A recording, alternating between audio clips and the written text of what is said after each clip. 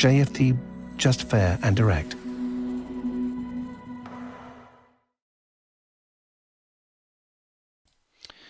Okay, hello and good morning everyone. Welcome to JFD Traders Espresso with me, Darius Anucauskas. Today's the 24th of May 2021. So yep, welcome everyone guys. Welcome to this Monday's morning session where we're going to have a very quick look at the markets, a few of the charts, the usual stuff basically. But before we do that, as always guys, let's quickly have a read through our risk disclaimer. So the content we produce does not constitute investment advice or investment recommendation, should not be considered as such, and does not in any way constitute an invitation to acquire any financial instrument or product. As always, guys, I'll give you a few seconds to read the rest and we can continue.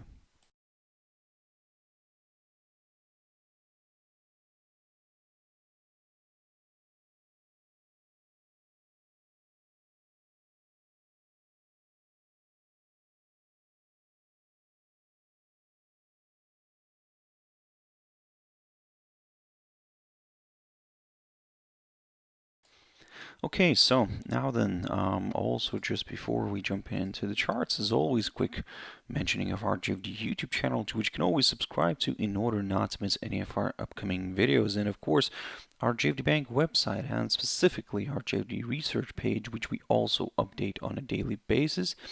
So yep, feel free to visit us here on jfdbank.com and click on the research tab right there on the top, guys. So now then, jumping into the charts, the first one I want to pick up here is Nikkei 225, and the index did push a bit higher today. It climbed back above this 28,326 territory, and yep, but remained below this 21-day EMA, which currently, yep, is acting as a nice area of resistance. So what I'll say here, I'll stick to the same idea here that I've talked about previously, that if the index continues to trade somewhere below this 21-day EMA, previously I also mentioned this level, but to be honest, looking at this recent price action, to be honest, we can actually get rid of this level, no longer valid, because again, it got violated.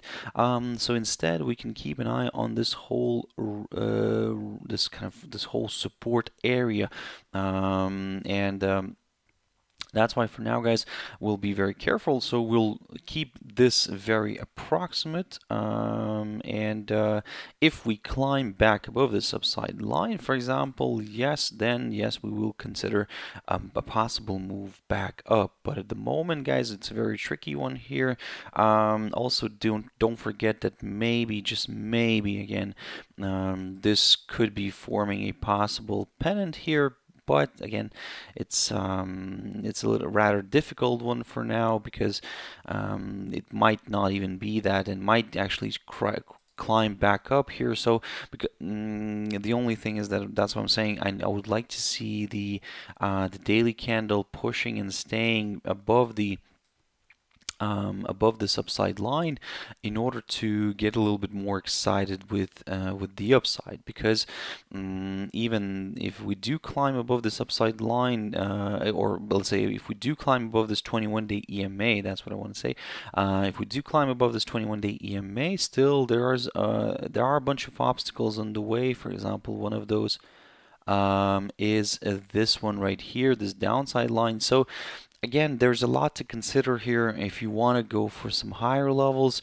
If you want to be very careful and want to be very much on the safe side, what you could do is, of course, maybe keep your eyes on the 29,519 zone, somewhere around here.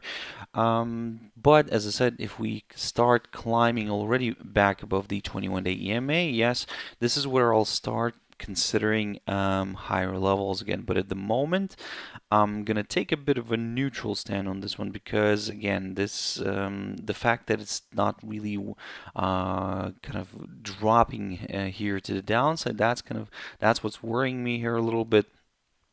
in regards to the bearish scenario. So that's why probably for now we'll continue monitoring the 21-day EMA. As long as it stays below it, there is a chance for Nikkei to drift further south. But again, if you are a little bit more on the cautious side, if you're looking for a possible support level here somewhere, well, I mean, of course, the more convenient one is here on the 27,385, because a drop below this, first of all, would confirm if that happens this month, that would confirm a new low for May. Excuse me. A new low for May, and this would also confirm, of course, a forthcoming lower low, and further declines could be possible. But at the moment, guys, I mean, like I said, it's a difficult one. It seems that the bulls are not really willing to give up here, but they're not really kind of pushing the price back above this upside line. So let's wait and see on this one. Hang Seng, guys. So Hong Kong's Hang Seng index, and here. The index continues to trade below this downside line taken from the high of the 18th of February, and also at the same time the index remains below the 21-day EMA. However, it's above the 100-day EMA and the 200-day EMA. So in a way, it's also a very unclear picture here on the Hang Seng. So in other words, if you want to go if you want to go for some upside and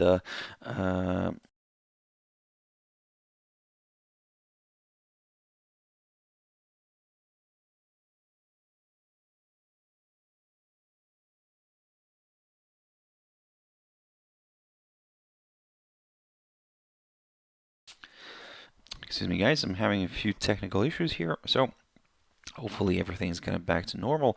But yeah, in terms of the upside for Hang Seng, basically, if you want to go for the upside, well, of course, the more convenient, the more comfortable level is the 29,405 zone right here. But of course, I do understand that we might be missing out on a bit of territory. However, if we do get a break of this downside line and we do get a push through the 28,793 territory, somewhere around here, yes, of course, this could increase the chances for in the Hang Seng index to drift further south, further north. But again, like I said, the more comfortable level for us could come on a break of this 29,405 level, because here a break above this barrier would confirm a forthcoming higher high, and more buyers could join in. For the downside, now, as you can see, we're currently kind of holding near this area still, or just, I would say, fractionally above this area, and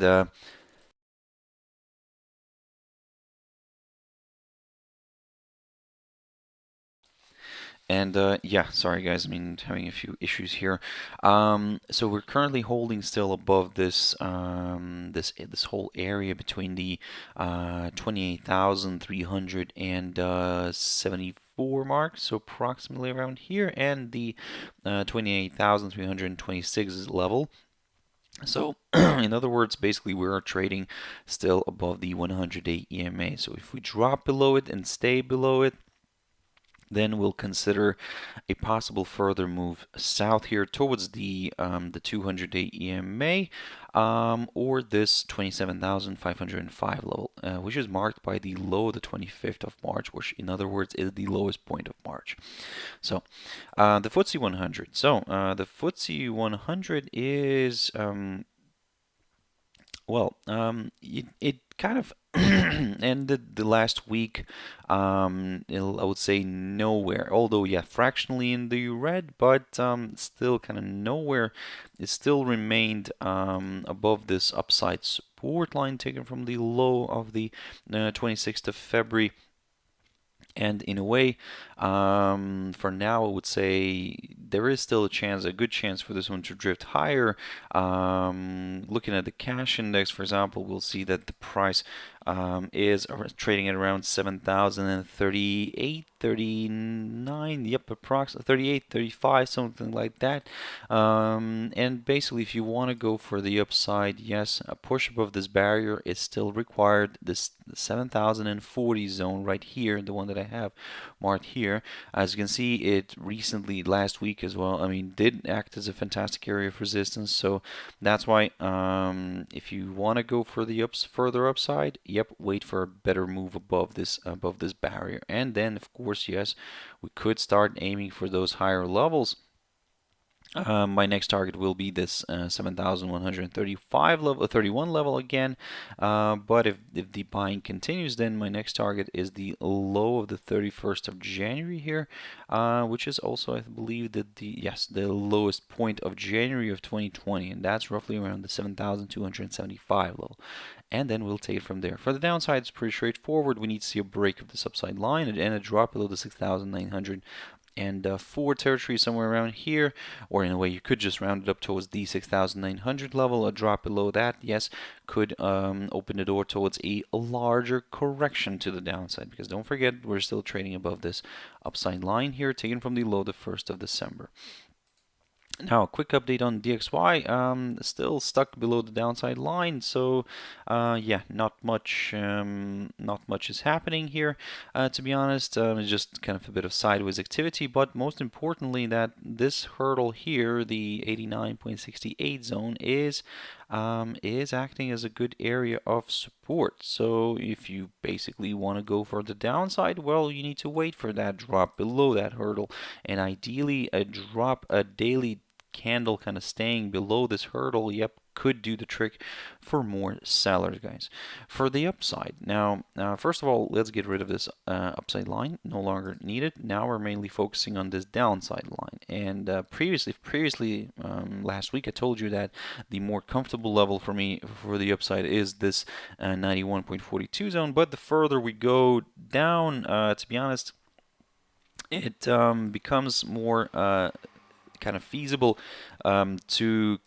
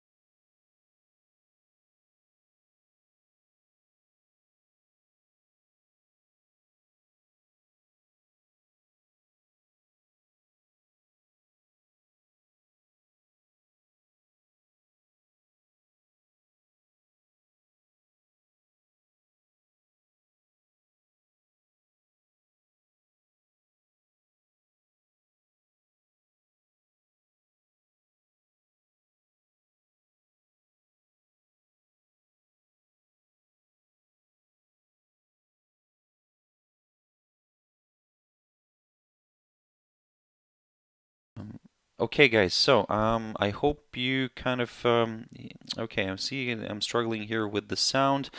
So guys, I hope, let me just quickly go back here to DXY because I believe that the sound was lost here, and yep, yeah, unfortunately that's the case. Well, I do apologize guys for this because like I said, I'm not really doing this one from my usual spot, so yep, a few technical issues might might show up. So I do, like I said, sorry about that, guys. So quickly jumping back into DXY because I think that this is where I kind of lost you.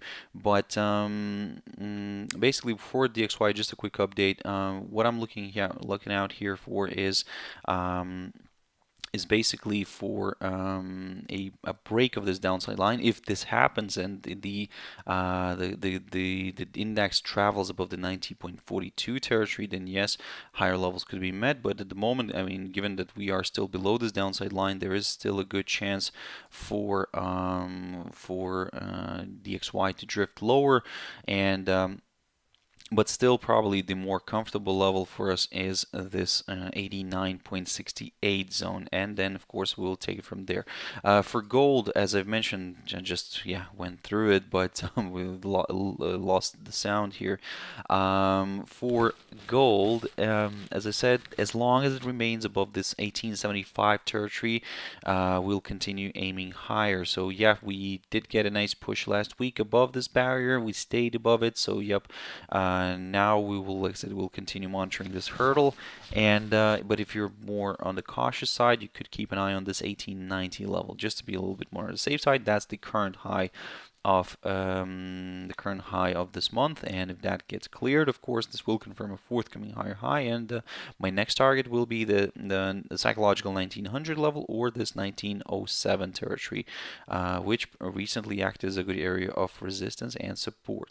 For the downside, well, probably I will, depending on where we're gonna be. I mean, I'll probably wait just for a break of this upside line, and then I'll take it from there, because then we could see nice further declines here. Quick update on WTI oil, and yep, you can see that we've remained below this rising channel. So we broke last week the rising channel pattern to the downside here, and then we drifted further south. So in a way, partially the idea that I talked about last week did work out, because what I said, that if we get a nice drop below the 63.80 territory right here and we stay below it, then yes, further declines could be possible, where my next target will be the 60.64 zone. So as you can see, we've managed to kind of make should say the commodity managed to only make its way like halfway of it, towards that level, and then started reversing again to the upside. So that's why let's review everything again here. And what I'll say, that as long as the commodity remains below the 21-day EMA, then there is a chance for another slide. For the upside, let me just get rid of some of the lines. For the upside, well, I would prefer to wait for a push above this barrier right here. So this, let me just reuse this arrow here. I would prefer to wait for a pop above this barrier, the 66.40 zone, the one that I kept mentioning last week, because as you can see, we had a few pushes above that area, but we didn't really get the daily candle remaining above this hurdle. So we need that daily candle to stay above this area in order to go for some higher levels. Now, Ethereum, of course, the crypto world is a bit on the downside.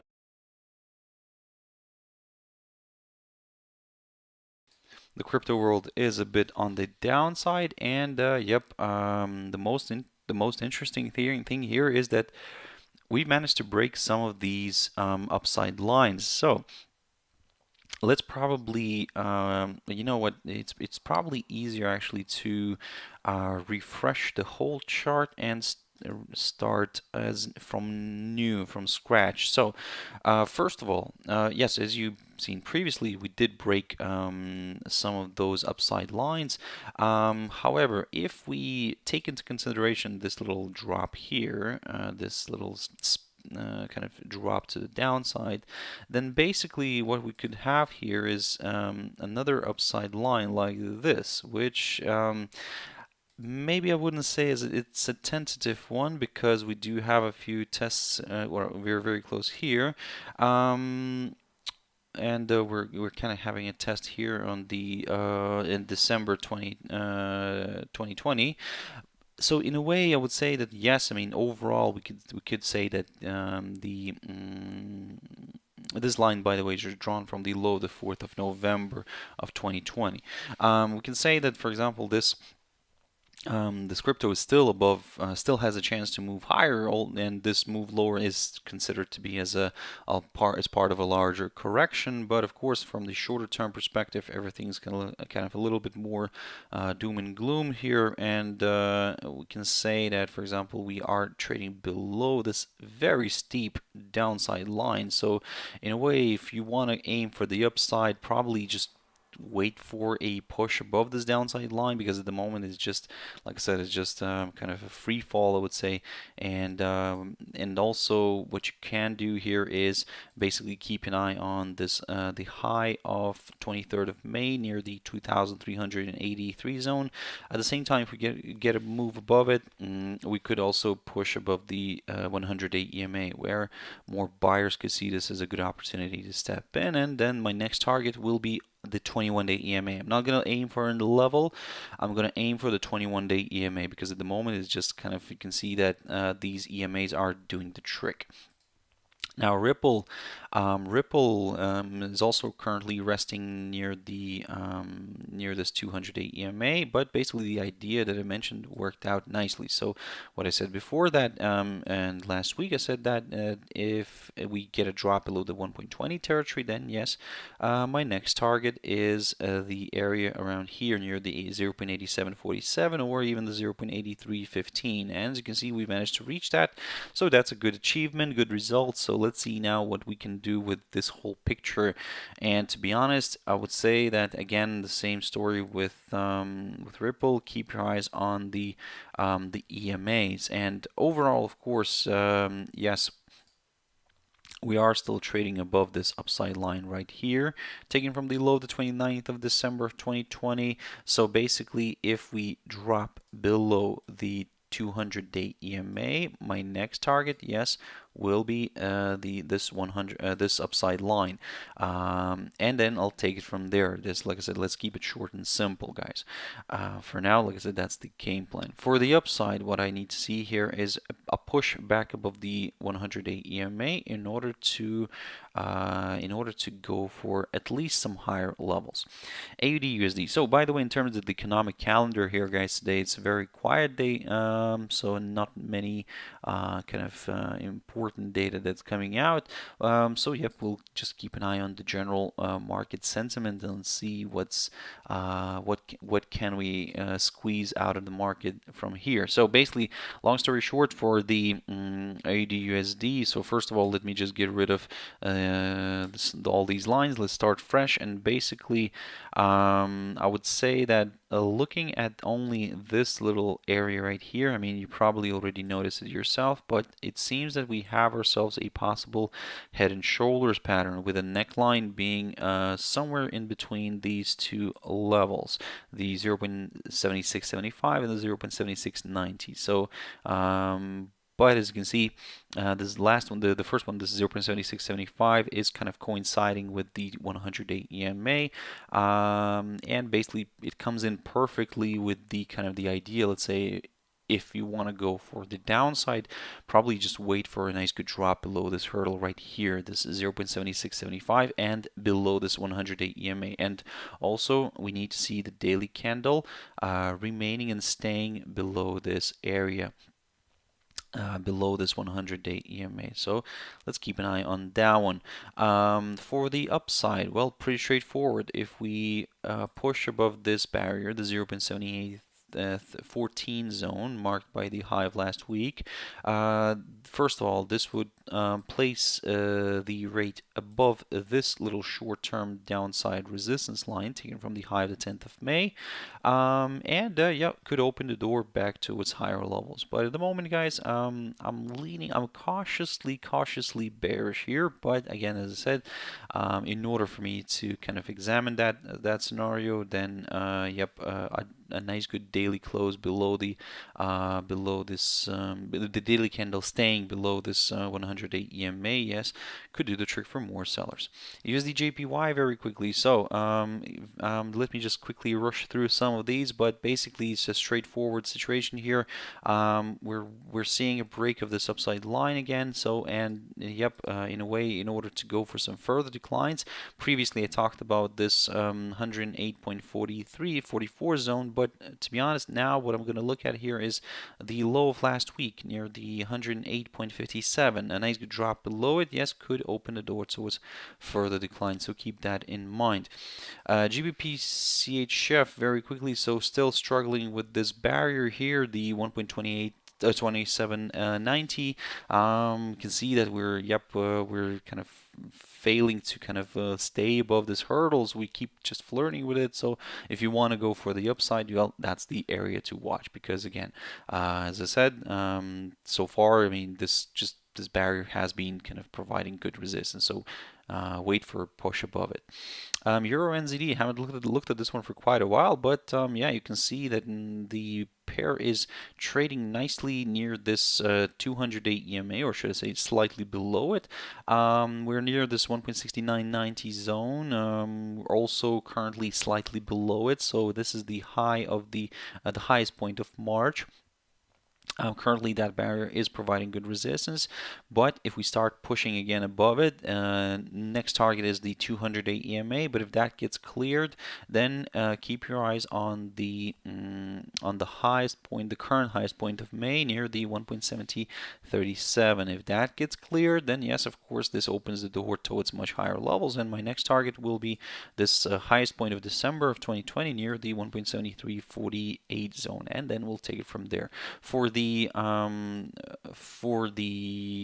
downside, well, we need to see a break of this short-term upside support line, and then yep, we could consider maybe some moves to lower, but maybe a drop below the 1.68, 67 territory, somewhere 66 territory, somewhere around here could do the trick for more sellers, guys. Because at the same time, we might see maybe a drop below all of the EMAs, the remaining EMAs. And finally, EURUSD. So a bit of a roller coaster ride here last week, and yeah. So for now, basically, we're still keeping an eye on this upside line. I'm keeping an eye on this 1.22. 43 territories, so everything seems to be in order.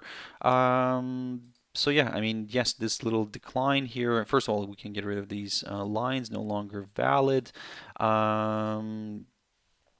Or I should have probably recycled them instead. So, but basically, for the downside, what I'm looking at here right now is for an area somewhere around here. So maybe even lower, but again, it depends on how this is all this is going to perform. Maybe actually this is a much better level here, the 1.2123. So a nice good drop below it. Of course, we would already have the rate below this upside line, and yep, further declines could be possible. So yeah, keep that in mind. So basically, this is my level for the downside, the 1.2123. But of course, as long as we remain above this upside line, there is still a good chance to push higher. However, I would prefer to wait for a push above the 1.2243 level first, and then yes, higher levels could be met. So guys, that's it for this session. So once again, I do apologize for the loss of sound, having a few technical issues, guys. So I do apologize for that, and because I'm not running the sessions from my usual spot. So yeah, guys, if you want to catch me later on at my trader's tea time, as always, that's 12:30 GMT time. For now, have a wonderful trading day, stay safe, and I'll see you later. Thank you very much, and bye-bye.